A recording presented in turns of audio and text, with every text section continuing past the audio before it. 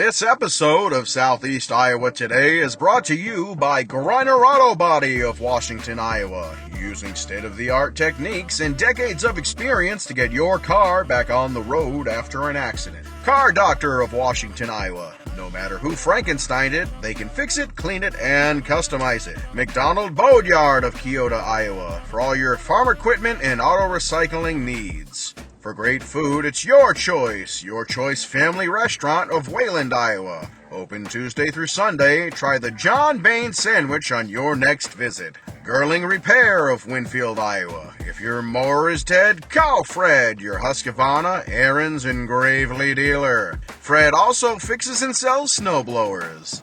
B&B Propane and the family of jet stops. CW Tree Trimming, LLC. We're into your trees, not your wallet. Serving all of Henry County and the surrounding area, and we offer a senior citizen and veteran discount. Dutch Market and Coffee Talk of Washington, Iowa. Dutch Market can handle all of your grocery needs. They even have a conference room that you can use for free. Coffee Talk's drive-thru is open and ready to serve you coffee, energy drinks, sandwiches, baked goods, and ice cream. They all present the award-winning Southeast Iowa Today. Here's the author of Christie's Journey, The Beat Goes On, and your host, John Bain. Thank you, announcer Cody Roy of NewEnglandDukes.com for your golden pipes and wonderful introduction. As you know, if you are a regular viewer of this podcast, if Day Tripper Bob DeWitt is sharing the screen, we are day tripping.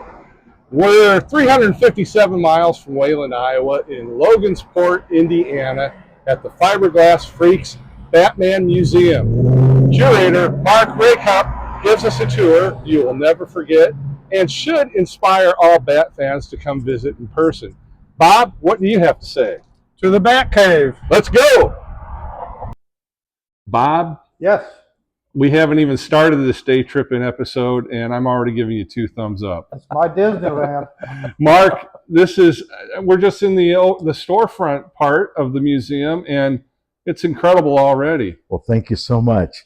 It's a labor of love, that's for sure, John. So it's very exciting to show you folks around today. So, well, do you want to start in here? Do you want to start in the timeline? We'll start right over here at the timeline. Okay. So in 1939, of course, Batman was created, Detective Comics number 27, and this was the beginning of what was arguably the most popular superhero that's ever been created, made by Bob Kane and also Bill Finger. It took both of them to get the job done.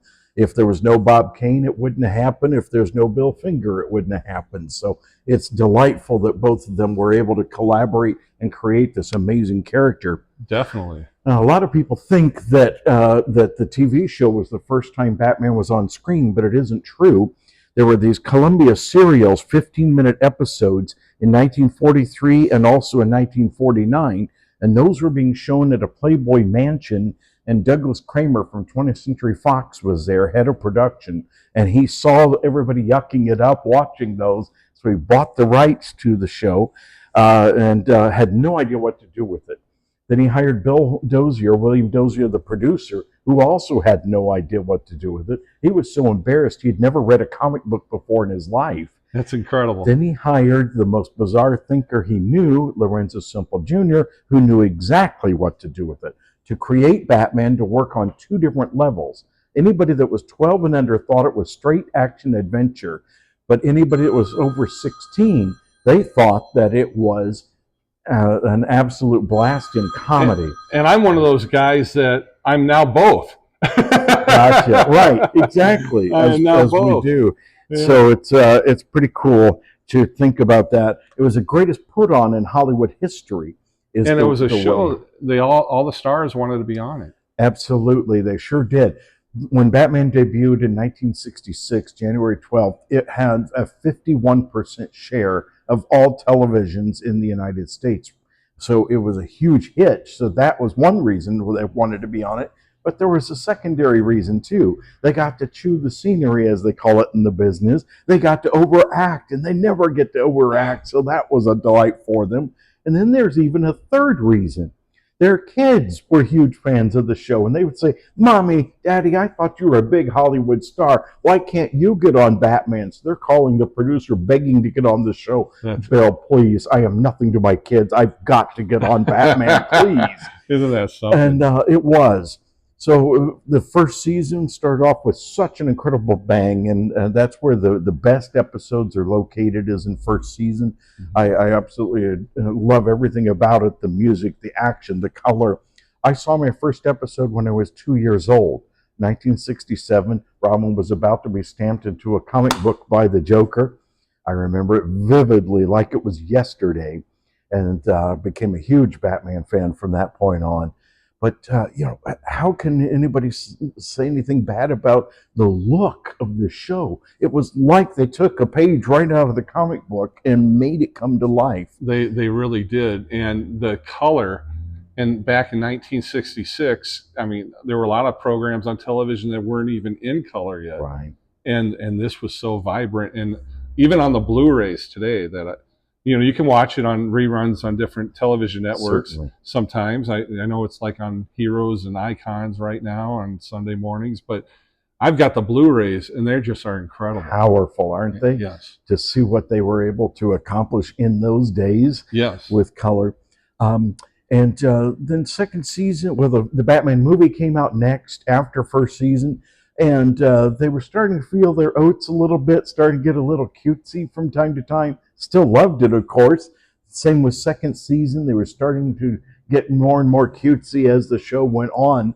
And they had started to lose the adults when they went cutesy with it. The kids stayed strong, though. But by the end of second season, the ratings had fallen off enough that they were on the bubble. And wow. If it wasn't for the introduction of Batgirl with an 8-minute presentation reel, the TV show would not have gotten the third season. So Yvonne Craig comes in as Batgirl. They reduce the budget. They cut the number of episodes from 2 to 1 per week. And now they don't have time for story either. So then you wipe out the last of the adults that were still watching the show. And now you only have mothers and kids watching it. So by the end of third season, they were at about a 18 to 20% share, which today would be a huge hit. Yes, it would be. But back then, anything under 33 1/3% was considered a failure because they only had 3 networks.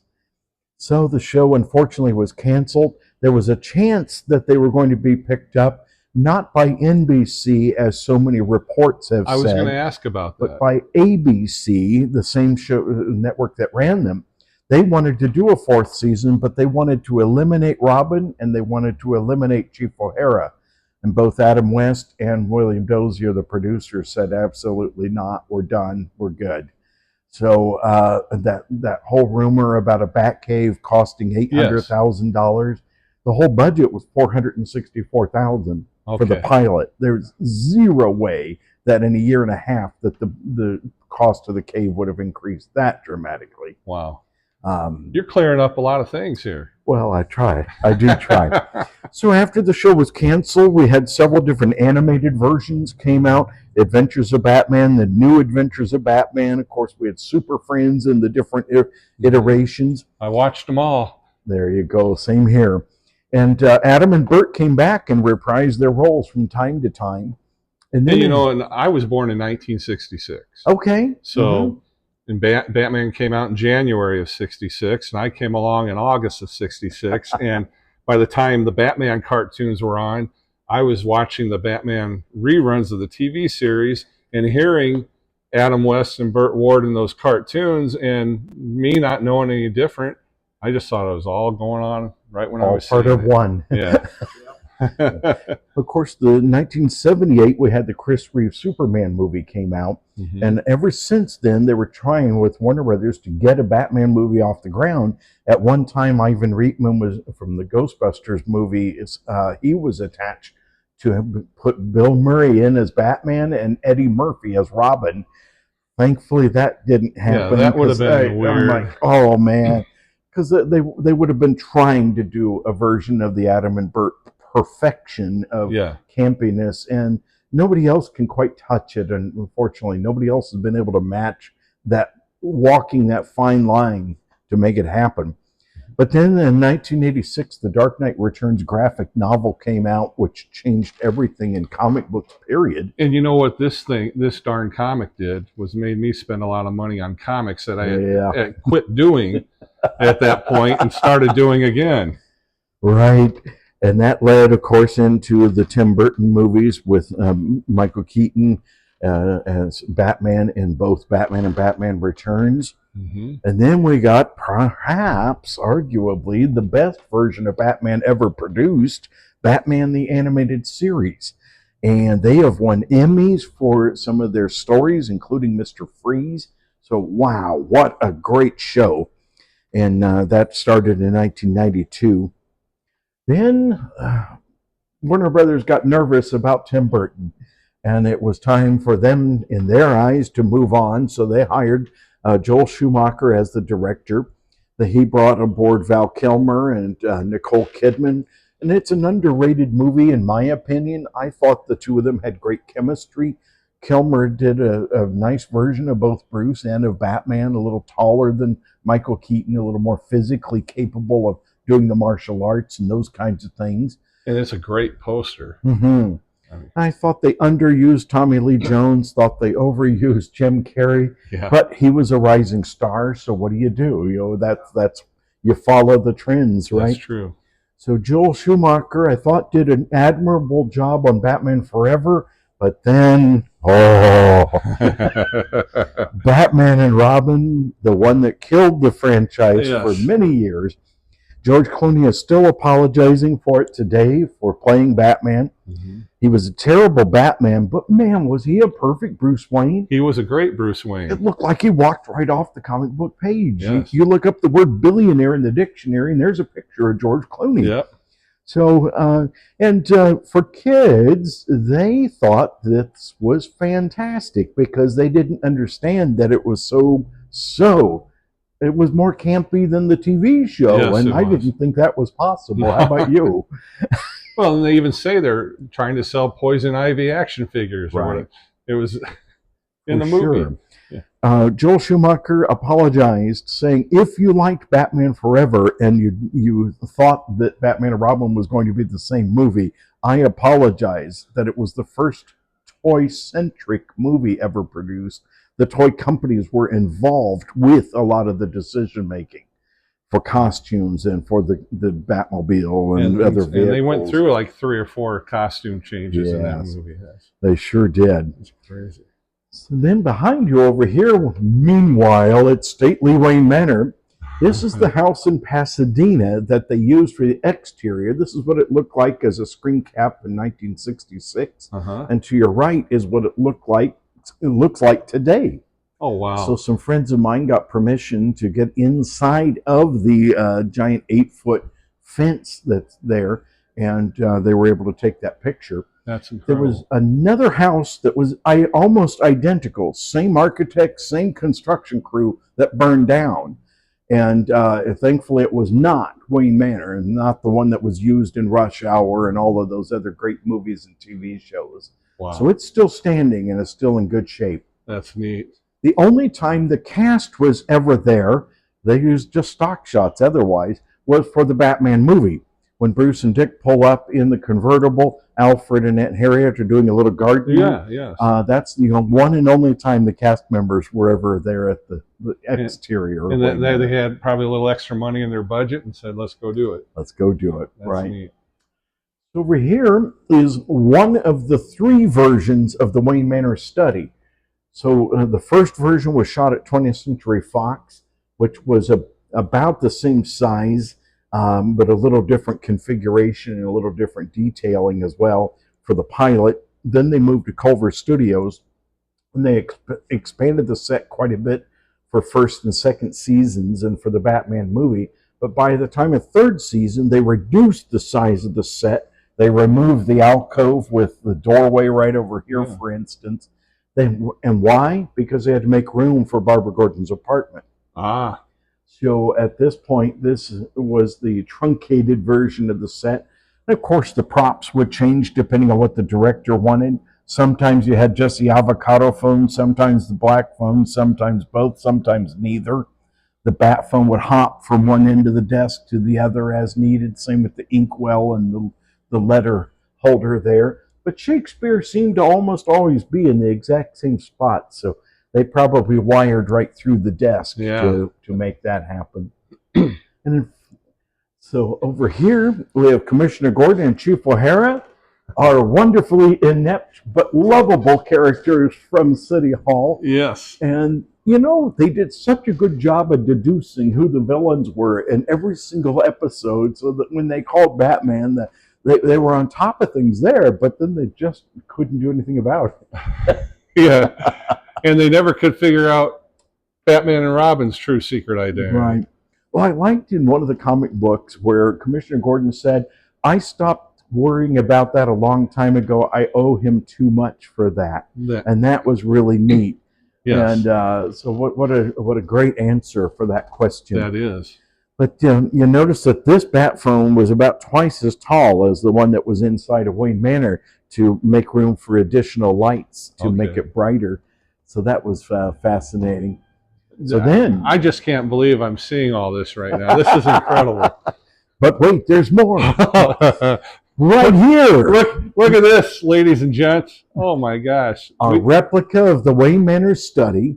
We're in Bruce Wayne's study. This is, of course, where Bruce Wayne and Dick Grayson took the calls from Commissioner Gordon. This was a fun but challenging set to put together, with the wainscoting all the way around, the mitering of all those 90-degree corners. Wow. I had to source the fabric wallpaper from England to get a matching pattern. Wow. Then my wife is a librarian, and as you take a look at the bookcase over here, she took a screen cap from first season and digitally matched and sourced all 130 books in the bookcase. That is incredible. The troubling one was that red and white one there, which was a last-second edition. That is a rare Encyclopedia Americana from 1963. Why is it rare? It was a World's Fair exclusive in Seattle. Of course, Bruce Wayne would have it. Naturally. There were only 2 photos on the internet of that particular book set, and Jill did the research and found it. And then one of my other bat buddies was the one that suggested that it probably was an Encyclopedia Americana. I think that was John Payne. Wow. To give credit where credit's due, I think that was who found that. So it's pretty neat that the community came to our assistance and aided there too, the Batman community. Up above, we have a styrofoam fish. This was an antique shop before I bought the building. Okay. And the fish came with it, but it was too long. It was missing the tail, missing the lower jaw, missing the fins, and missing the eyeball. So we did some fiberglass surgery to it, my daughter and I. Then she made the fins and she made the eyeball and then hand painted all the little black dots. That's incredible. So it's not 100% accurate to what was on the show. The tail swings back behind the fish, for instance, and it's not kind of in a curve. But well, if anybody gets hung up on that, I'll show them where the door is. Oh, no. But I like the fact that it came with the building, and that it kind of carries on it kind of lets you know you're on the right track, doesn't it? Right, it sure does. Wow. So that was an absolute blast. The floor lamp is not screen used, but it is the same manufacturer and the same vintage. The wall sconces are made out of 3 different light kits that they assembled. Wow. My wife digitally sourced the 2 pieces of art that were to the left of the bookcase. So those are accurate to what they had on the set. That's incredible. The lamp here is just a placeholder. We're building an accurate lamp, so we will have that soon. The Impala is a resin sculpt, and we were able to, Abby painted that. Nice. Then and bowling trophies. Right. Some of those are my dad's, and some came with the building. I'll be darned. That's neat. The Oryx Gemsbach moved around the set. Wow. Of course, this wall didn't exist on the set. That's where the camera crew was located. Right. And the desk was actually on the other side of that wall, just to give you a sense of geography. Us Bat fans never saw Wayne Manor from this direction. They did see it this way, though. There was a window in one episode. You remember? I don't remember that. The Liberace episodes, right? with the wraiths outside doing their dance.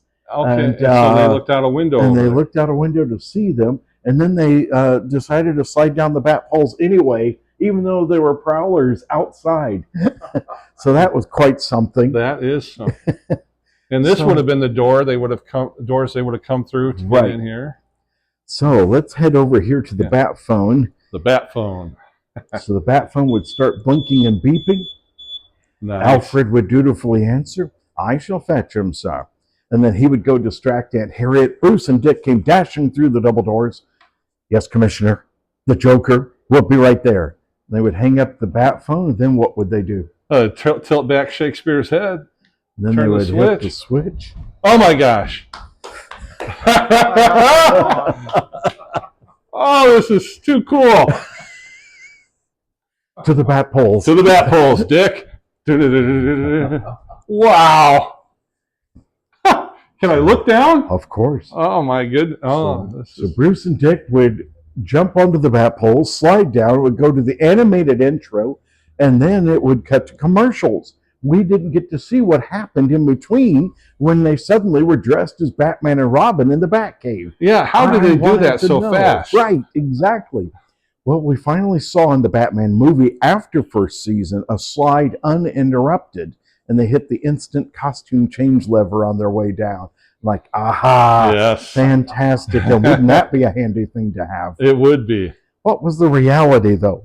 Adam told me when they slid down the poles that they landed in a 10-foot concrete pit.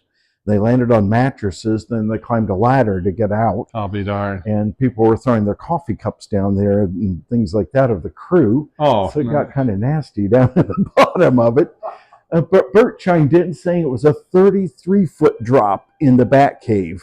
That sometimes he would exaggerate and say it was 70 feet, but that's okay, Bert. We know the height of the soundstage. That's okay. So, and I'm sure it seemed like 70 feet for sure if you were at the jumping off of scaffolding onto the bat poles.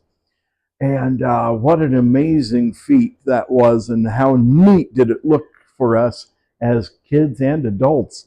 It captured our imaginations instantly. It's just incredible. So the Joker broke into the Wayne Manor study once in the pop art episodes, if you remember. So you had Flop Goes the Joker is the actual title. He found the Shakespeare bust and he slid down one of the bat poles. Thankfully, Alfred was repainting the shaft so none of the signage was there. Okay. That would have been a dead giveaway, right? Yes. How did Alfred keep the Joker from reaching the Batcave? Do you remember? He pulled on this little leather strap right here, and he hit the emergency bat pole elevator button, squished the Joker against the ceiling, sent him up and down until he gave up. "Alfred, Alfred, old pal, get me off this crazy dumbwaiter." So there are Easter eggs throughout the museum. And even if you don't know them going into the museum, when you watch the episodes, you go, "Oh my goodness, they got that too. They put that in there. They saw that detail and they grabbed it and put it in." I've got to ask, how does one become so detail oriented on one of the favorite television shows of all time? Well, as I said, I've been a fan since I was 2 years old. And I started studying the Batmobile in earnest in about 1983 when I built my first Batmobile. You'll see that one downstairs in the Batcave, age 17 years old. And our research back then was not on the internet. No. Oh, no, because internet was email. Yeah. That was about it back in those days. But card catalogs, and that's where the research started.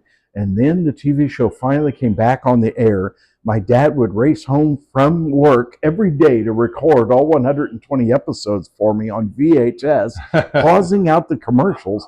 I would come home from college and I would watch every single episode, and then every scene with the Batmobile, frame by frame by frame. We have to give kudos to your dad. He obviously is a Bat fan too. Absolutely, yes. Yeah. Huge. Yeah. He was camera operator on my first two Batman fan films. And I mean, to sit there and pause through the commercials for you so you could watch them was very, very nice of him. Yes. And way beyond what most fathers would do, for sure. And there's a tribute to him that you'll see in the Rogues Gallery coming up here. Okay. Well, this is incredible. Well, thank you. So over I have here, to thank you, Mark. Oh, I mean, this is sure. just, as a fan, this is just incredible to me that thank you. someone would have the ability and the aptitude and everything to make this real. Well, it's been a labor of love for sure, and a lot of great people in our team to put it together, whether they be in the construction side or whether they be in the artistic side. We have more coming. All right, let's see some more. Every single week, we're trying to come up with something new to add in to make it even better. Wow. These 4 pieces of music are digital copies of the handwritten music Nelson Riddle did when he rewrote Neil Hefti's Batman theme. Neil was not available to score the show, so Nelson Riddle did the first 2 seasons, and then they brought in Billy May to do the 3rd season. Wow. So they look so good that you would think that they were professionally printed, but they're handwritten. That's handwritten. So that begs the question, well, these are digital copies. Where are the originals? They're in Carmel, right here in Indiana, a suburb of Indianapolis. There's a museum called the Songbook Foundation.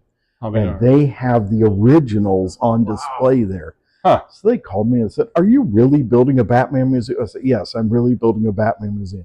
Well, would you like copies? I'm like, absolutely. That would be amazing. That would be totally awesome. I would love to put those on display. And here they are. And here they are. This is amazing. So right out this way into the hallway, you see the Greenway Cinema. For those that remember, Greenway was the production company that Greenway produced the show. Yeah. Yep, very good. And we have 3 different documentaries that are going. This one is the one that's being shown, Holy Memorabilia. Ralph Garman is showing Adam West around his personal collection out in L.A. Jordan Hembraw, he's a collecting expert, and he was brought in for that. Kevin Silva at the time had the world's largest collection. Then some crazy guy from Logansport, Indiana, that's built 32 Batmobiles. I wonder who that is. Yeah. Next up will be an interview I did with George Barris in 2008, along with Eric Seltzer of 1966Batmobile.com. And Tom Woodruff, he is a special effects man. He was involved with Stan Winston's studio for quite some time. He was one of the camera operators. This was a brand new interview done in 2008 while George was sitting in the Screen News #1 car. That is cool. That'll be starting in November. Wow. Then I got the pleasure of restoring the #4 Batmobile that George Barris built. This was the dragster on drag strips all across the country. And that was a real treat. So people say, have you met celebrities and talked with them? Well, the answer is yes. But sometimes I get people that I consider celebrities that most people won't know. So I get the phone call. Hi, this is Doug Jackson. I said, wait a second, the Doug Jackson, the owner of the #4 Batmobile? You know your stuff, sir. So thank you very much. What can I do for you?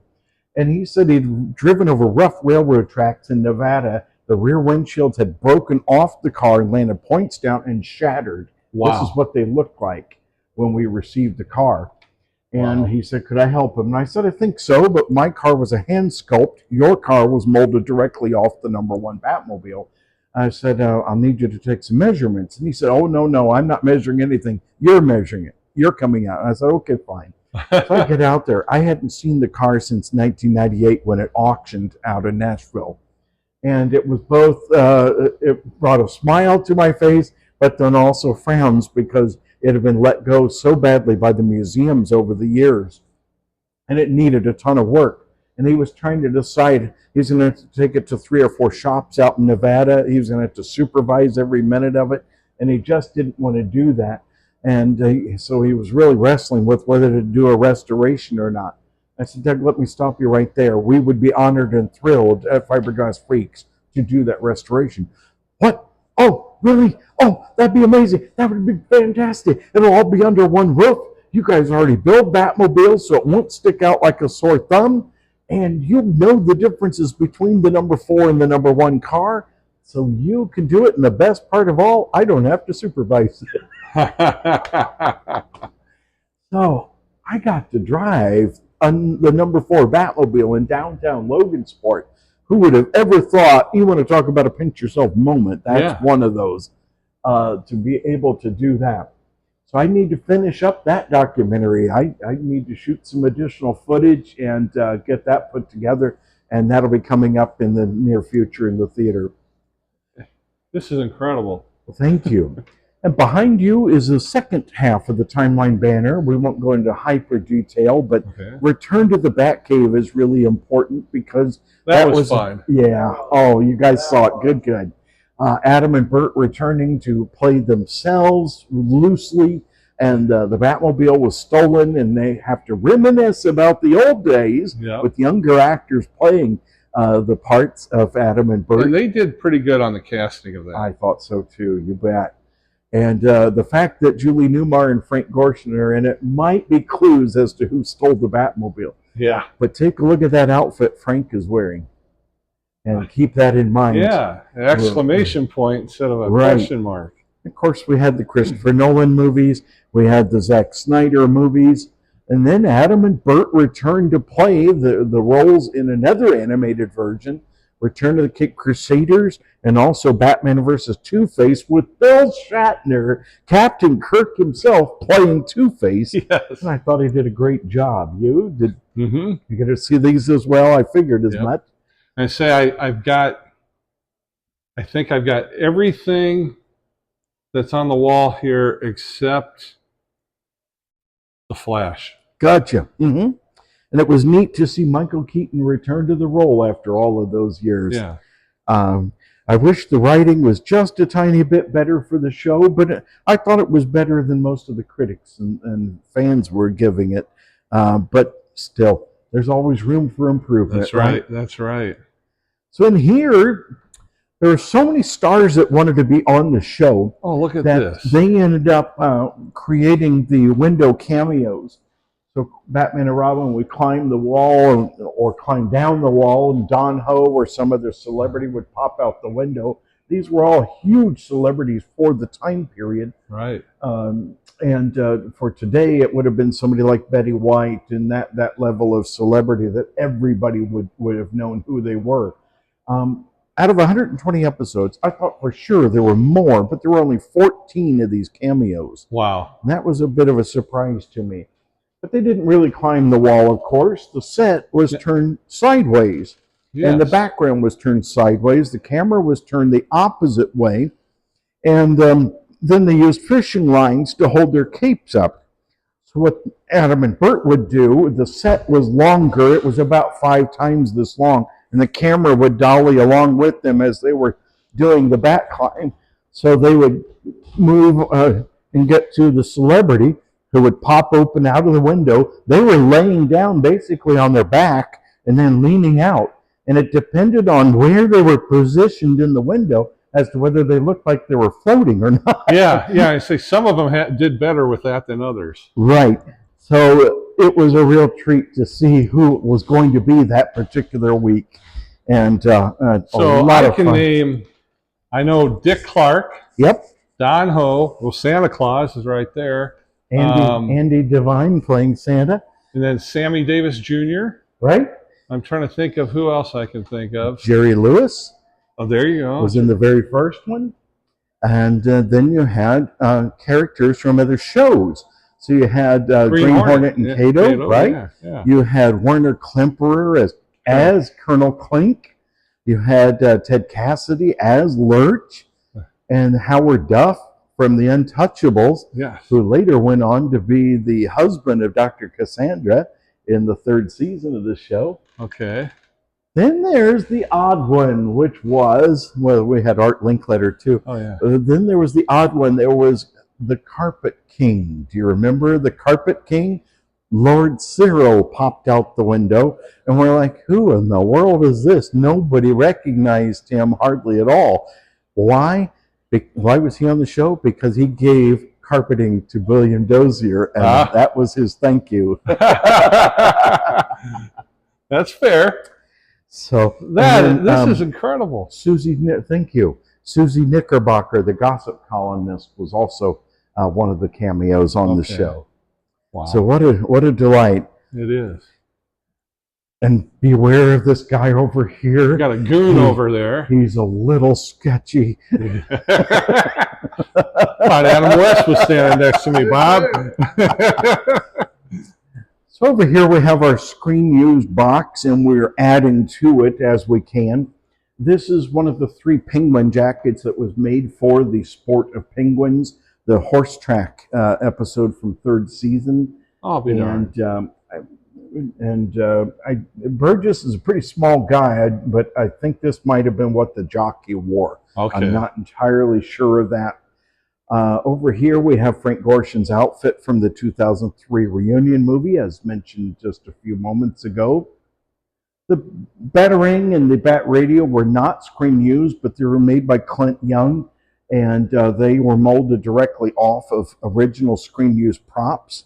So that's really cool. Julie cool. signed the Catwoman belt over there. Nice. Yvonne signed a walkie-talkie that was basically the donor walkie that became the Batgirl walkie-talkie. We have some vintage items like the Gourmet Delight box up there. That was Lydia Limpet, the Bookworm's moth. She used it for lipstick and the like, and also the radio to contact the other henchmen. And the bookworm was portrayed by Roddy McDowall. Roddy McDowall, yes. Okay. And of course, who can forget the shark repellent bat spray from the Batman movie, right? No one can forget that. That is awesome. A little taste of the memorabilia you'll see downstairs, but I wanted to get the ball rolling up here on this floor, since these were the villains. So you have the Joker and the Penguin, Catwoman, and then some of the other miscellaneous villains, including our Riddler. Egghead and Mad Hatter.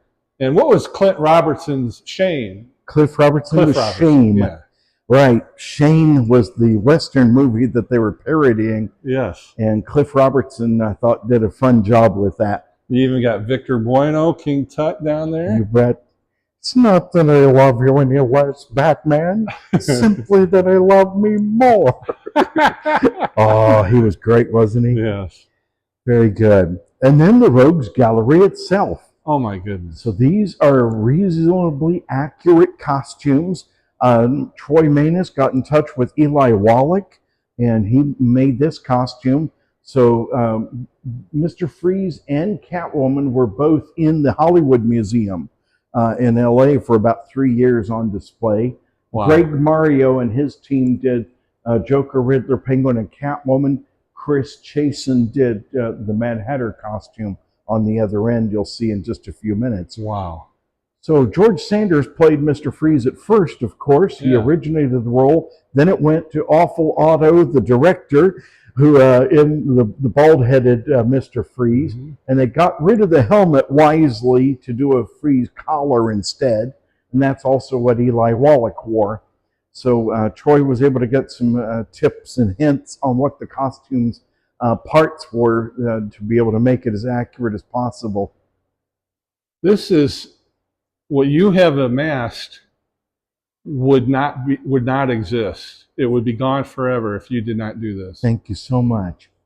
Thank you again. And we're introducing people to it every single day right here. So Catwoman, Julie Newmar, really is that tall, by the way. She's about 5'11", and then they put her in the boots, which put her over 6 feet tall.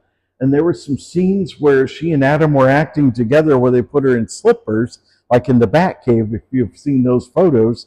Adam was no slouch at 6'2", right? But you put her in those heels, and suddenly she was a little bit too tall for the shots to work out well.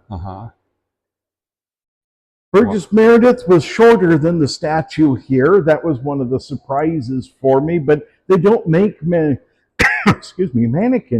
in the proper height for the Penguin, unfortunately. But they did a pretty good job on the face, I thought. Yes. Do you know why Burgess did the whack, whack, whack sound effect?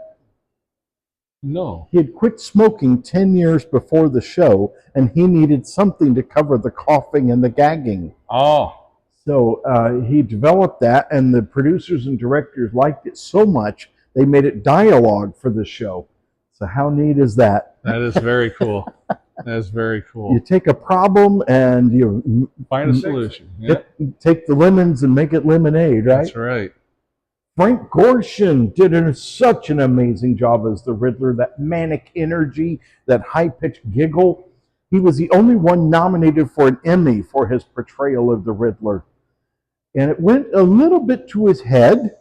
He went into a salary negotiation with Bill Dozier, and they could not come to an agreement. So that's when John Astin was brought in. Gomez Adams. Frank Gomez, who is a fine actor, but he was no Frank Gorshin. Right. And if John had come first, I don't think there would have been any problems. But boy, oh boy, following in those footsteps would have been an impossible task. Yeah, I agree with that. And so John, unfortunately, was relegated to only one pair of episodes, Batman's Anniversary. Then we come to Cesar Romero, the Latin lover, who refused to shave his trademark mustache, and they used pancake makeup right across it. Greg and his team did such a great job. They replicated the mustache perfectly. Yes. I think that of all of the statues, Julie and Frank and Caesar were the best of the four that we have seen here so far today. They're so realistic. You get up close to them, you're expecting the eyes to move. Yes, definitely. And I hope that comes across in your video. Yes, I here. zoomed in on him and it's like, holy cow. Holy and then ghastly villain, Batman. Now, people can get so distracted by the statues that they're not looking at the background. And that's where you see the total dehydrator that was made by Troy from the movie, right? Where they kidnapped 9 of the Security Council members. What a clever way to do so. And the test tubes up on the shelf. Yes. Oh, this is cool. And the signage that you see behind the newspaper headlines and things like that are all direct references to the show from specific episodes. And then last but not least over here, the Mad Hatter played by David Wayne. Yes. So we're working on the heads for Mad Hatter as well as for Mr. Freeze, and we will add those in the near future. Will you use Eli Wallach as Mr. Freeze? Or? Probably so, okay. Yes. And over here we have the pink cowl. That's a recent addition to the collection. Mad Hatter irradiated Batman's cowl with radioactive mist, if you remember, turning the cowl pink because he was after Batman's cowl, the 13th hat. But thankfully, Batman had anti-radioactive pills in order to stay healthy. And don't we wish we all had those, yes, right? Definitely. The banners up above are of the opening animation. They sure are. For the sequence at the beginning of the show. And then the United Underworld banner. Scott Sebring of California did that design of that particular poster. Because the detail is incredible on everything. Well, thank you so much. As I say, it's a great team. Yes. Yes. And behind you, above the elevator, all 37 villains of the show are represented. Look at the that. 4 corners are the major villains, of course. The 7 in the middle are the second tier. And then you've got the 3rd tier in the perimeter. It is incredible how many stars were on that show. Yeah. And then there's Ann Baxter. Did she play 2 different roles? 2 different roles. Yes, indeed. That's one of my trivia questions. Oh, okay. Well, hey, how about that? Olga, Queen of the Cossacks, Egghead's girlfriend, and then Zelda the Great, the illusionist from the first season. And when as Zelda, she felt bad for being bad. She really did. Yeah. She still had to go to jail to pay for her crimes. That's right. She gave Bruce Wayne a flower. Do you remember that at the end of the episode? Yeah. If you ever see Batman, please give this to him. Yeah. And he puts it in his lapel. So isn't that cool? That is cool. Who was your favorite? Oh, and your favorite? Bob, did you have a favorite villain? No, all of them. All of them? All of them. All Love of them. the villains.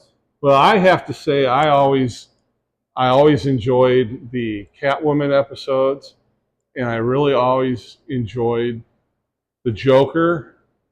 But I have to say, the Riddler in the very first 2 episodes Yeah. I mean, that got the ball rolling. And Set the bar so high. it did. It did. And I can think, what's the lady's name that was his...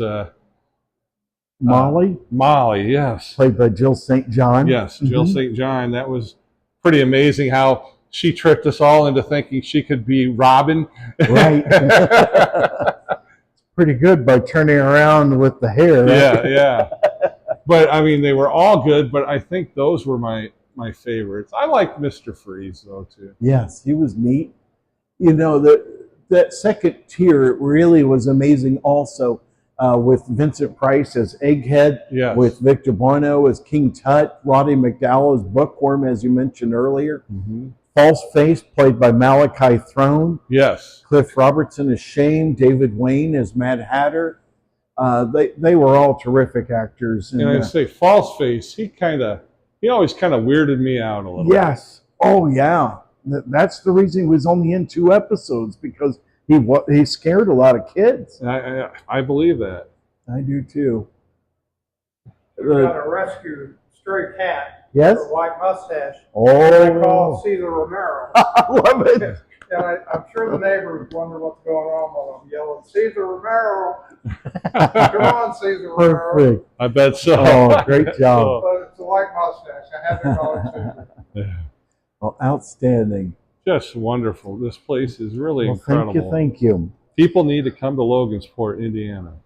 Please do. And they come from all over the country. 90% of our traffic is from outside of Logansport, and about 80% of our traffic is from outside of Indiana. Isn't that So something? we've really been blessed. You know, it's like the Statue of Liberty. Right?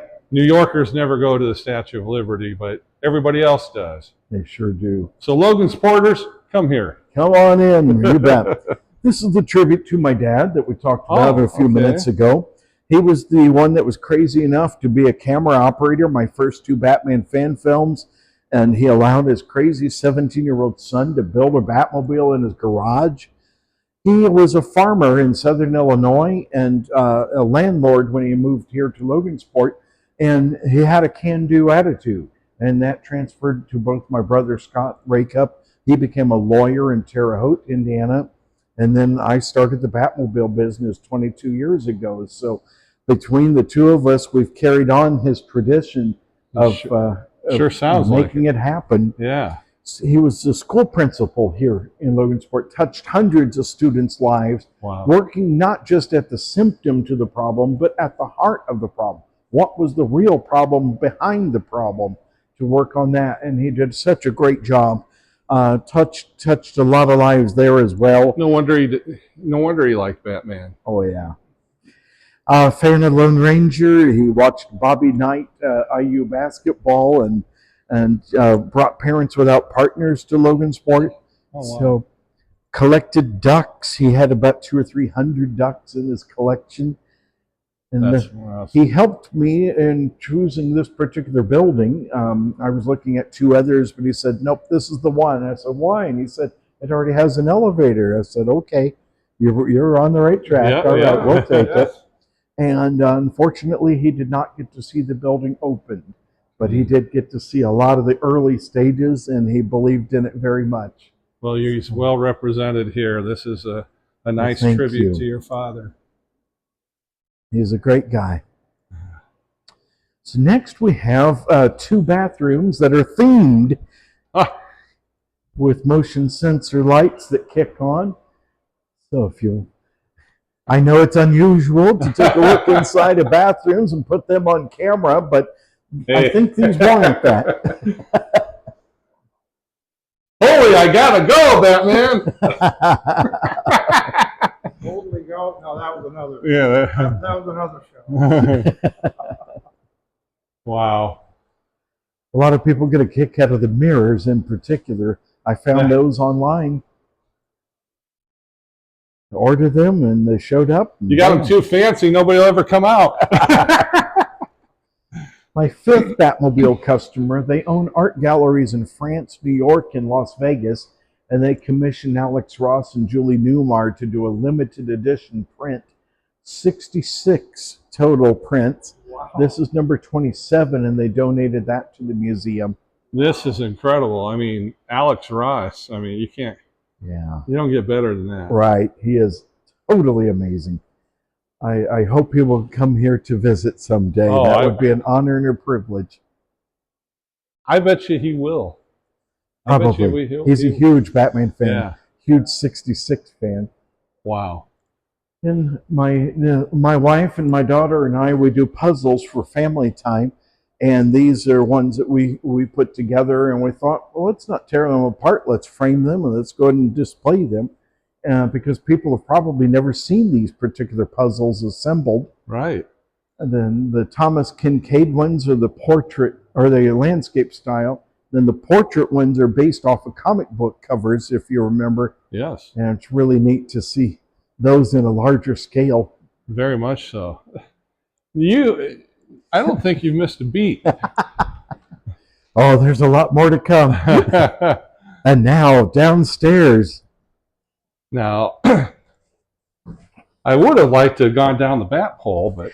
Yes, I wanted to do a bat pole day once or twice a year, but my insurance agent and my attorney both turned me down. They're no fun at all, are they? They are not fun. Now, it's not unusual to find a Batmobile at the Batman Museum. What is unusual is to find one of the George Barris-built Batmobiles here. Wow. This is on loan from the owner, and this is the number 4 Batmobile, the dragster that I saw in Chicago. This is the very car that cemented the dream at age 11 that I was going to build my very first Batmobile. And this is incredible. this is the one I restored 11 years ago. It was on drag strips all across the country doing exhibition runs. It never raced. People thought it raced the Monkey Mobile or the Black Beauty, but it did not. Okay. But the flamethrower out the back works. The parachutes work. And the rear windshields apparently ripped off the car at some point because they drilled the 4 holes in each bubble and put the straps in the front. Gotcha. Wow. And you can see the significant differences between the 3 fiberglass copies and what the number 1 looked like.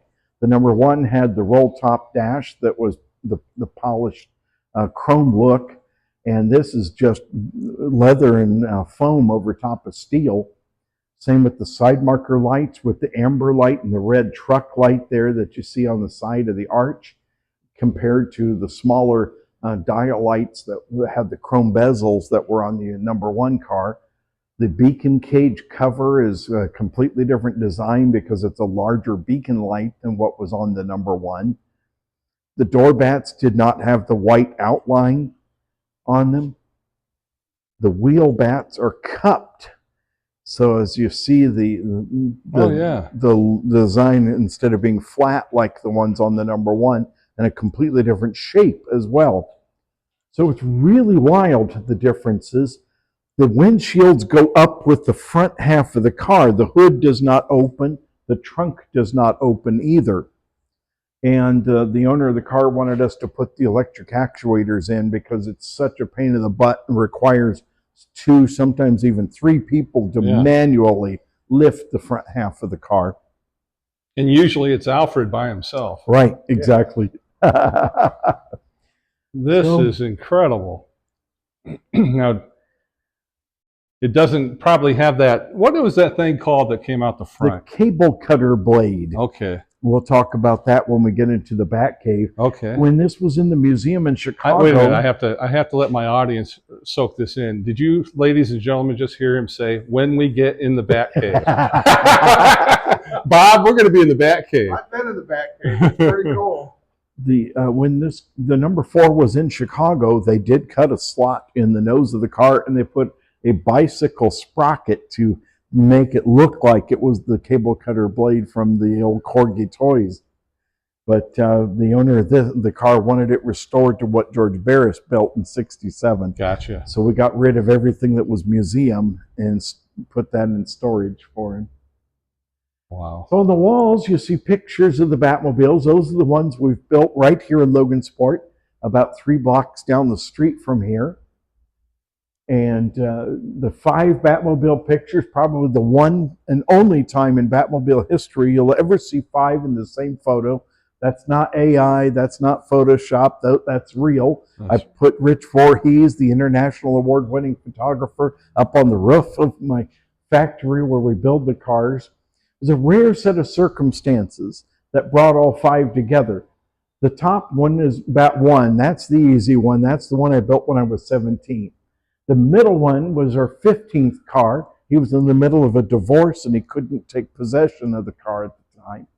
Top left was our 14th car. He had leukemia and was in the hospital for over a year. Wow. Bottom left was our first licensed car, and it was shipping out in about 3 days. And then the right car, the one that's facing away, was our 9th car. It was back for some repairs, and then it was going to be shipping off to Oklahoma City very shortly. I only had all 5 cars for 3 days. How many days did it rain at those 3 days? 2.5. 2.5. So it was a Sunday. So in between church services, I had 3 hours to get all 5 cars detailed, into position, photographer on the roof, take the picture, get all 5 cars back into the building. You did it. And we did it. That's incredible. So how many cars have you built? 33 completed. 32 right now. We're in the middle of a paint job, but I'm calling that completed because a majority of the work's done. We need to do final assembly of it. Now, the original Batmobile was the Ford Futura? Yes, a Lincoln Futura. 1955 Lincoln Futura concept car. And we'll talk about that just a little bit more in just a few minutes too. But yeah, there was only one ever built of the concept car. And then the 3 fiberglass replicas that George made were on stretch Galaxy frames, 1966 Galaxies. Okay. And we'll talk when we get down to in the second podcast. Gotcha. We'll talk about our cars and what we do for those frames. Sounds good. This is probably the most stolen photograph that I've ever taken. That's not Adam West sitting in the Screen Muse #1 Batmobile. That is my 4th replica. And that's Scott Sebring, the fantastic Batman cosplayer from LA. Wow. I took the photo in the Barrett Jackson photo tent right before it auctioned in 2008 for $100,000 more than the customer paid for it. So that was an interesting day for sure. But I find that picture on posters, on hats, on t-shirts, on mouse pads, on floor mats. It's what I could do? I could put your address on the screen so those people that stole it could send you a check. I like it. That would be terrific. 1974 was the best Christmas ever with the Mago Batcave. Do you remember that? I do. When it came out, and wasn't that amazing? It was. The Batmobile, the Batcycle, and the Batcopter. Oh man, we thought we had died and gone to heaven when all of that came out. It was really cool. It was. I mean, toys were just cooler back then. So all versions of Batman are loved and appreciated, including Michael Keaton, Val Kilmer. We have a section devoted to Ben Affleck, as well as Christian Bale and Robert Pattinson over here. And of course, our beloved Adam West, naturally. Yes. This is just incredible. This represents about half of the collection. I need to buy another 25 Daytop cases to put out the other half, and we're in the process of making that happen. So before you had all this, where was all this? This was all jammed into my office at the Batmobile factory. In the outer office, it was spilling over from boxes all over the place. It was at my house in the closets. It was at my dad's house in his closets. So it was everywhere. And Robin one day gave you that expression and said, pretty much, Mark, it's time to do something. So people would come in to do tours at the Batmobile factory, and they would say, Mark, you need to open a museum. So I put that in one pocket. I became licensed by DC Comics and Warner Brothers in 2010. And I was talking with my banker, and she said, do you have a showroom? So I put that in my other pocket. And then this is the combination of both of those ideas. Bert was my first celebrity. Way back in 1972, he came right here to Logansport, and he was Bert Ward doing a bicycle safety awareness tour at 5 of the elementary schools, and then he was dressed as Robin at the Chrysler dealership. How cool is that? And I got to meet him many times over the years, and then he was walking around our first car that went to Australia, And he said, well, that never worked on our car, and that was always broken on our car, and that was just a special effect, and you got it to work for real. So that was very, very nice. Yes. And then I met Adam for the first time at a little itty bitty comic convention in Michigan. And I was about 18 or 19 and got to work with Adam twice. So Adam was looking at our 10th Batmobile, had a Ford 460 bored out to a 514 stroker, had 702 horsepower. So Adam leaned in and he said, how many horsepower was that again? I said, 702, Adam. That's great. The car that I had was a piece of junk.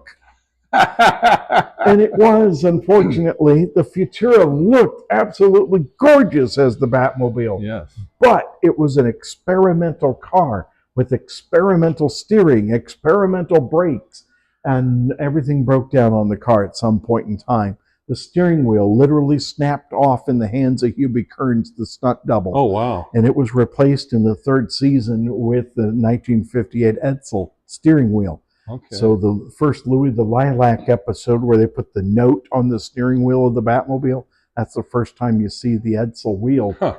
The brakes failed and Adam crashed into the Batcave. George Barris claimed that Adam crashed the car 3 times. So don't know if it's true or not, but in the episodes leading up to the contaminated cow, you can see 2 giant dents in the Batmobile when it's parked in the Batcave. Oh, wow. And they, for one episode and one scene in the Batcave, they put the number 4 in, replacing the number 1. And you can tell by the amber light and the red light on the side of the arch that it's the number 4. Wow. And that's incredible that you know all of this. Well, John Haig from the Batman board is the one that discovered that initially. And then we started looking more carefully and we noticed there was no chrome trim on the windshields, no white outline on the door bats. So seeing it in Blu-ray was quite something to really confirm what he had discovered. That is incredible. So each of us brings something to the table You as do. we take a look at it. You do. I got to meet but not work with Yvonne, with Lee, and with Julie. Yvonne was as sharp as a tack even up until her passing in 15. Lee is still with us, but she unfortunately has dementia. So our hearts go out to Lee and to her family. Yes. Julie is 92 years old and is still sharp as a tack as well, and just as lovely and unpredictable as you could possibly imagine. That's awesome. Bert is 80 and he's pretty much retired from doing appearances. He and his lovely wife Tracy, they take care of over 100 Great Danes in their dog rescue, and they have their dog food, Gentle Giants dog food, that extends the life of these big dogs, sometimes up to double their lifespan. So that's incredible. He's doing good work. Yes, he sure is. Even at 80 years old. Wow. So now, into the Batcave, shall we? Bob? Our replica. After you. Let's go. To the Batcave. Oh, my goodness. Oh. So this is my first Batmobile. This is the one I built when I was 17. So 5 crazy 17-year-olds. No automotive experience, no automotive tools. We didn't even own an air compressor, if that tells you how naive we were about the process. We were so naive that we didn't know we couldn't do it, so we did. If we had known how hard it was going to be, we might not have. But we took a 74 Monte Carlo, chopped off the roof, took off the hood and the trunk, and then we started bending the fenders out and then cut them down as needed. Added wood paneling originally for the fins and plywood for the rear deck. Sheet metal for the front fenders, styrofoam for the hood. And guess what happened later? We made every mistake in the world on this car, right? The plywood was not treated plywood. It rotted from the inside out. We had to tear off the back half of the car and rebuild it. Wow. And it was very eye-opening and a very good experience for us because we made every mistake in the world on this car. So when we started building them professionally 22 years ago, we were so far ahead of the curve. This is incredible. Thank you. Think, how many teenagers working on this? 5 teenagers. 5 teenagers. Wow. And we had a handful of people that would show up for one day to hold something. Those kinds of things happened. Well, So those there were a the lot ones. more. Some of those might have been the ones that were getting in trouble. Otherwise, you were too busy doing this to get in trouble. For sure. And then Bill Mullencup was the one that helped me when we had to redo that rear half of the car in particular. And Wow. He really helped out a lot. I'm going to come around here and you keep talking about this thing. Sure. This is incredible. So people ask about the windshields. I made those windshields out of Lexan. So I took the windshield pattern that I made out of poster board and I laid it out on Lexan and then cut it out with a jigsaw, took it to a machine shop, had them put two 90-degree bends in it, Wow. and then bent it into shape. Today, we're using a droop molded aircraft quality acrylic from an aircraft canopy manufacturer. Now, this is just amazing to me that at 17 years old, you and your friends were doing this. How long did it take? About 2.5 summers, about 7 months. So you graduated high school by the time this was We done. started as I was graduating from high Okay. school, so I was in college at the time. Okay. But yeah. So we had 4 photos of the number 4 Batmobile in that dimly lit museum in Chicago. Had the little Corgi Batmobile, the 5.5-inch with the blade that snapped out the front, and then one 8x10 profile of the number 1 car and our failed memories of what was in the car at the time. We hadn't seen the show in about 8 years by this point. So, and at that time, they probably weren't on VHS at that point. No. VHS didn't happen until, well, it still hasn't happened because it came out on Blu-ray and DVD in 2014. Yeah, and So, but I meant when VHS, as far as recording it. right. Well, and that's when we started recording. It was after we were about 75% done with the car. Yeah. And I went, oh, got that wrong. Oh, got that wrong. Wow. This is just amazing. Thank you. I mean, my goodness. Now, did your folks think, okay, he built one, he's done, he's going to do something else? Yes. They didn't even think I was going to do this. Even Lego Batman is loved and appreciated, of course. So yes. Will Arnett did a great job as Batman, I thought. He did. So over here, we have the transition from Futura into Batmobile. So since you brought up the Lincoln Futura, that's the clay model in the top left. This was done by John Haig, A. Pennyworth again, by the way. So clay model built in Detroit, shipped off to Italy. Gia builds it in Italy, hammering over tree stumps to get the shapes that they're looking for. It tours for about 2 years as the Lincoln Futura. They paint it red for the movie. It started with a kiss. Okay. Glenn Ford and Debbie Reynolds. And then George Barris gets the fateful call one day in September of '65. Dean Jeffries, the guy that built the Monkey-mobile and the Black Beauty, was supposed to build the Batmobile from a '59 Cadillac. Oh, wow. But ABC said, we don't want the show in September. We need the show in January. What can you do? So they paid off Dean Jeffries, who said, I'm out. And they went to George Barris. What have you got? What have you got? Well, I've got this Futura sitting out back. It's already futuristic looking with the double bubble windshields, and it has giant bat fins on it. It'll be perfect. So they modified the Futura into the Batmobile, and this is what it looked like in black primer. This is not the flocked fuzzy finish. That comes after the show. And at this point, they've used white out airbrushing to see if that's where the network wanted the stripes or not. And then they painted the car for real, of course, which is what you see up above here. Right. And 40 coats of black lacquer, supposedly. 40 coats. And then Barris put the stripe on using a poster paint, a neon poster paint. The color of the striping is always a bone of contention among Batmobile fans. And I like to say that it's all 3 colors that most people think it was. They say it was red. Well, it photographed red. That was their intention. So I'm going to say, yes, it was red.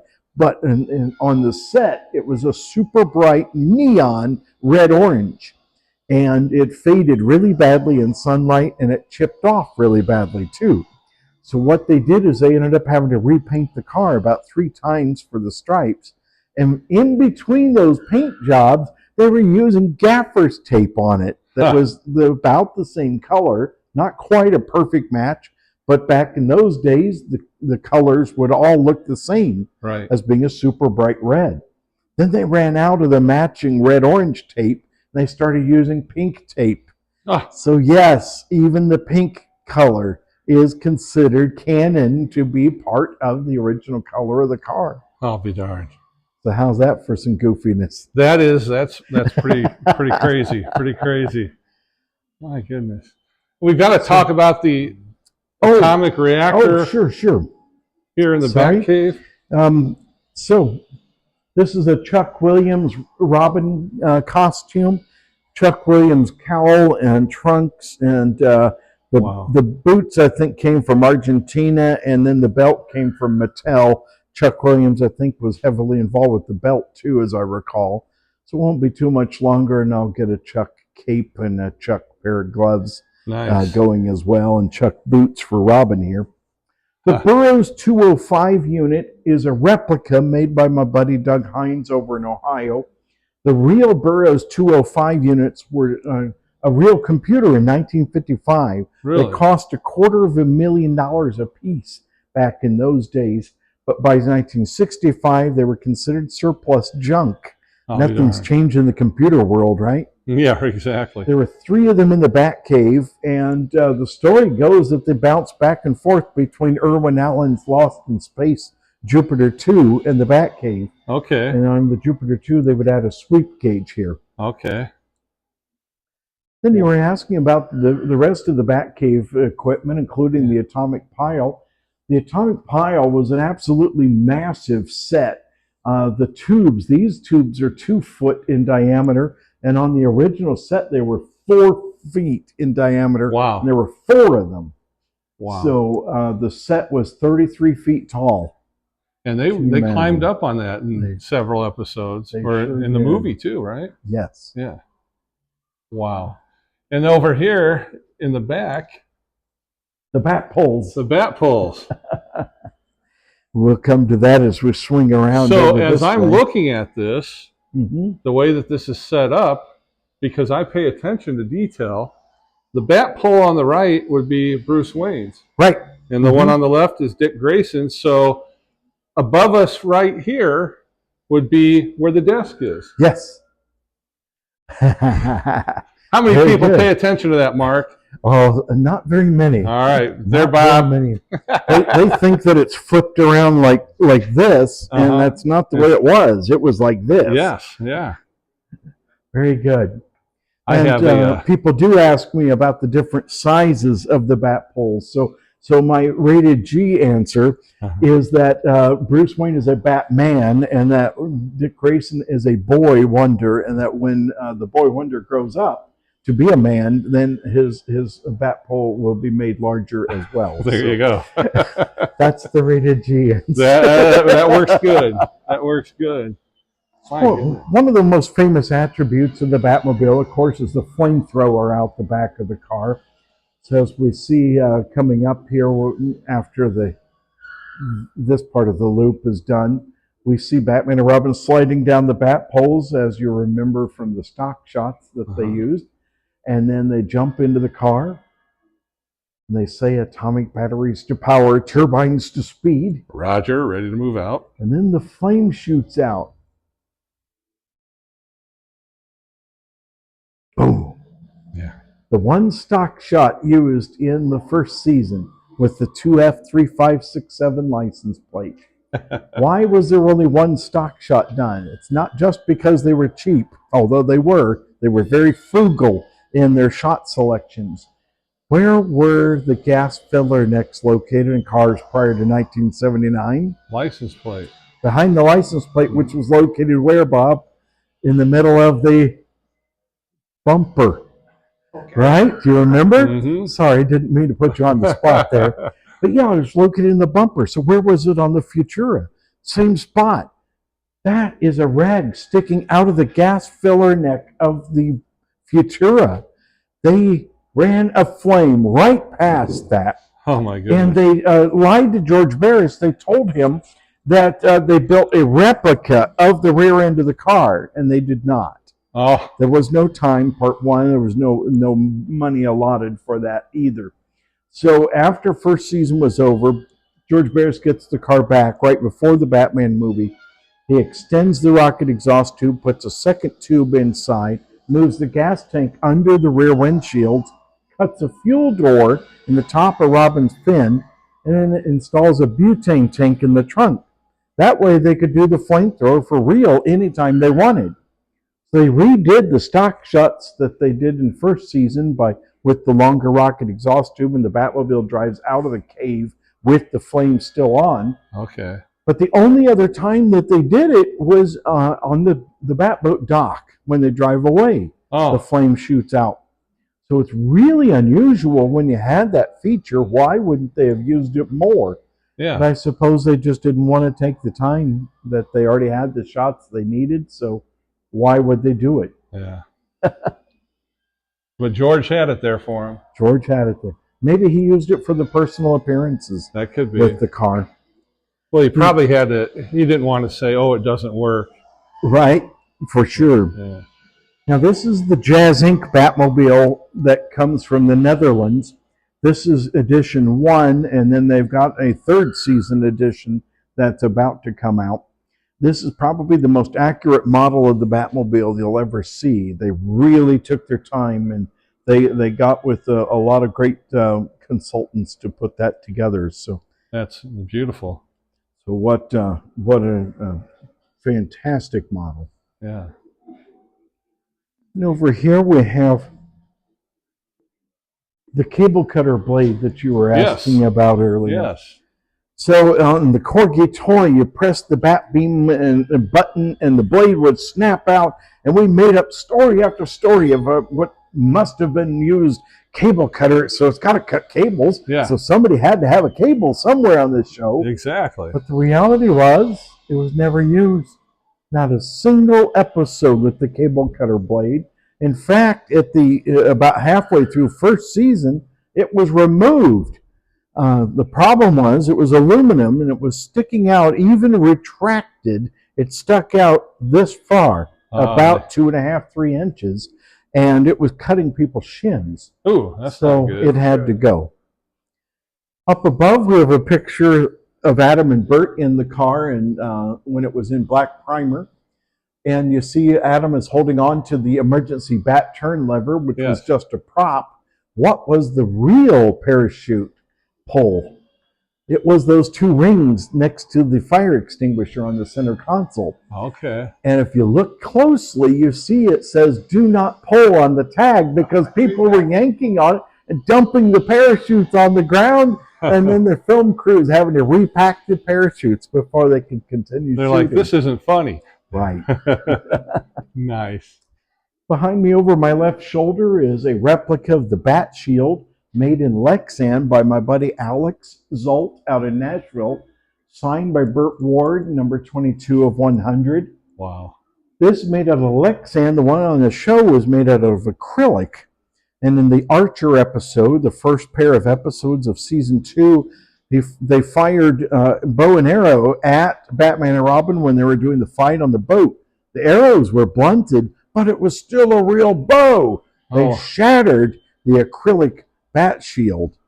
And at that point, that's when they moved the word shield from being split here to putting the word shield on one side. Gotcha. And all of this fit in their utility belt. perfectly, yes. Even Robin's. Unbelievable. It is unbelievable. Almost unbelievable, but Almost. when it's Almost. Batman, it's possible. Right. Yeah, they must have pockets in their capes or Yes, something. yes. That was my explanation as a kid. How about yours? That works. Boy, look at this. So here we go with the bottom end of the bat poles. Yes. Yes, they do go all the way through the floor up into the Wayne Manor study. And I have let people stand on the pads for photos, of course. And then I quiz them about how do they get back up to the Wayne Manor study with a compressed steam bat pole lift, of course. Of course. There's Robins and there's Batmans. My set crew got a little bit ahead of me when they made those. These dial lights will end up going in place of these when we do our shutdown in January for a couple of weeks. Then we'll put the silver push buttons there too. Because you are a man of detail, sir. Thank you. That's the plan. Oh, wow. Always something. In fact, here's something. This is the radar scope that was on it. It was labeled sometimes terrestrial tracking and celestial tracking. This gentleman made this as a Halloween project. It was supposed to last for only 3 hours. And he had it in a storage shed, and he donated it to the museum. It was made out of hot glue, but he did such a good job with it that we are working on restoring it. So when we get it done, we'll put a sign out here crediting him. And it does have the spinning radar screens behind it. I just need to make the graphics to put on the front. Well, it sure looks like this Batcave has everything a crime fighter needs. Well, thank you. This is this is really incredible. It just makes me smile. I mean, I've been smiling the whole time I'm here. And Think folks, about when I was 17 trying to put together a little model car. And then he does this. Yes. Well, you folks that are watching and listening, you have to come here in person and get those smiles on your face in person. Look at this. But to the service elevator, that's where Alfred goes up, right? Right, but wait, there's more. There's more. Oh my gosh. Oh! Well, hello, Batgirl. Batgirl brought in the 3rd season of the show. Her belt has ridden up a little bit. There we go. It's getting better. That looks a little better. Yvonne Craig, the lovely Yvonne. She did such a great job as Batgirl. I had high hopes they would have done her own spin-off show of Batgirl, which would have been terrific. That's what they should have done. I agree. And then both shows could have been scheduled together. Right. And it would have helped their ratings. Then we have the world's first replica of the Batgirl cycle, made by my Batmobile painter, Ed Merrill. And Ed took it upon himself to do the research, to sculpt the fairing, to sculpt the rear end piece here. And he has sold 4 or 5 of these bikes. He can do them as a functional bike, or he can do it as a non-functional prop.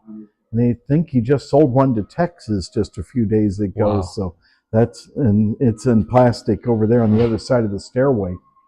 But Batgirl was allowed to be tough, but she couldn't be too tough. She had to be feminine. So she wasn't allowed to punch or karate chop any of the bad guys, but she could do high kicks, and she was allowed to bop them with pieces of wood or with a vase or something like that.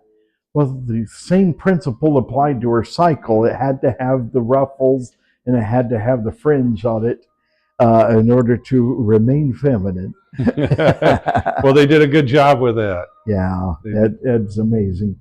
And we call him Ed Mazing. That's his Ed nickname. Mazing, there you go. I like it. He's restored Corvettes for over 40 years, and he brought all of that knowledge to the Batmobile business, and does a superb job. It's incredible. So we have a section dedicated to Batgirl there, and a section dedicated to the Futura over here. I'll be darned. So speaking of the Futura, there was a guy named Marty Martino out of West Virginia. He loves to build concept car replicas. The Futura was the ultimate concept car to try to replicate. Nobody ever hired him to do it, but he took it upon himself to make a sculpture called a buck in the fiberglass world. He made molds from it and let the buck sit outside in the woods for 12 years. Oh my gosh. It was falling apart. Yeah. It was never meant to really survive. Most bucks don't. The rear end was held on only by a rope. It was cracked all over the place. He had to make a decision: destroy it or sell it. So he sold it to me for $2,125 on eBay. Wow. And in one long 72-hour day, I went down to West Virginia. loaded it up on a flatbed trailer, wrapped it with a tarp as tightly as we could, came back to Logansport, and fixed it up in 3 months' time, Wow. cast my own molds of it as a Futura, cast a Futura body, and then it was not lost on me at all that I was doing exactly the same thing that George Barris was doing to the real metal Futura in 1965. That was a pretty good investment. I was doing as a fiberglass body in 2004. Yeah. Yes. So he bought for $1, and I bought mine for $2,125. Still not too bad. No, not too bad at all. Cut open the wheel wells, brought the hood scoop down the nose of the car, closed off the headlight hoods, brought the fins onto the doors, scalloped the ends of the fins. Then I made a Batmobile mold, and that's what we're still using today. The photos on the wall are of the actual Futura, the real one, from 1955, and those are some of the last remaining photos because the Ford Rotunda fire in 1962 wiped out everything they had. Oh, wow. The building was fiberglass, and somebody was melting the snow on the roof using a salamander heater to make room for the Christmas decorations. They caught the building on fire, and in 45 minutes, everything was gone. The blueprints, all the data, all the photographs, except for what was out on loan. That's a big oops. Yeah. Wow. Yeah. So we have a video that's playing over here about concept cars that Ford produced in 1964. I seem to recall that we watched this on Saturday morning cartoons in between the cartoons as part of my Saturday morning ritual. I'll be darned. But it was either that or they played it at the Museum of Science and Industry in Chicago. Okay. And I do seem to recall that they had a model of the Futura there too at one point in their automotive section. And I thought, oh man, they copied the Batmobile. Yeah. And why wouldn't you think Why that? wouldn't? Yeah. As a kid. So the video is about 8 minutes long, and about 2 minutes of it is about the Futura. So it's pretty neat to see. So if someone wants to come here, Yes. do they have to make reservations, or how does it work? No, they can come right in the door. We're open Tuesday through Friday from 12 to 5 until daylight savings time is over. Then we'll be at 1 to 5 from that point on. Then Saturdays, right now it's 12 to 6, and it will become 1 to 6 in November. But you can come right on in. You can order online. That's always great, and it saves a little bit of time once you're here. And what's the online address? Do you know that? So it's Fiberglass Freaks Museum.com. Fiberglass Freaks is plural. You'd have to be a freak to work in fiberglass. That's the way to remember us. But we would love to receive you here, and you're going to have an absolute blast walking around the museum. And even though you're seeing a lot of this great stuff on video, seeing it in person makes such a difference. It really does. We can attest to that, see can't the we, scale of Photo things. ops are incredible, so you want to do that too. Yes. Yeah. We have kind of a behind-the-ropes photo op pass, and that's what Bob's talking about, where you can get up on the back climb wall, where you're getting right next to the statues, like a Madame Tussauds type experience. Same with the Batmobile, to be able to stand right next to the car, and it's an absolute blast. It is, and this has been wonderful. This is access to the gift shop by a stairway. You don't miss a beat. Mark, this has been what I'm going to call 1 hour, 26 minutes, and 7 seconds of podcast excellence. Thank you. Thank you. Thank you so much. To the Batmobile. Bob? Yes, What a tour, huh? incredible. I mean, that is what we call Bat Podcast Excellence. A walking encyclopedia. Oh, Mark knows it all when it He comes does. to Batman and Batmobiles and Batcaves and Wayne Manor studies and anything you want to know about Batman. The guy knows it. And you folks need to come to Logansport, Indiana. Now, we call this a day tripping episode. For some of you that aren't day tripping warriors like Bob and I, you might need to take a day and a half or spend a night, but it's a beautiful town. It is a beautiful town. Bob, do you have anything else you want to say? To the next one. To the next one. Thank you for watching. Thank you to my sponsors, Griner Auto Body, Car Doctor, McDonald Boneyard, Your Choice Family Restaurant, Girling Repair, B&B Propane, and the family of Jet Stops, CW Tree Trimming LLC, Dutch Market, and Coffee Talk. He's Bob DeWitt. I'm John Bain. That's Batman. Stay friendly, Southeast Iowa.